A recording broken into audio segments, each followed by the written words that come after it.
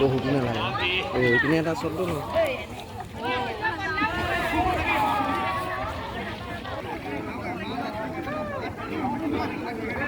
মই পাই গৈছোঁ ৰুমত মাৰি দিওঁ না এজনী ভাল ৰোৱনী হ'বগৈ নহয় এজনী এনে ভাল ৰোৱনীহে হ'বগৈ পঢ়া শুনা শিক্ষিত ৰোৱনী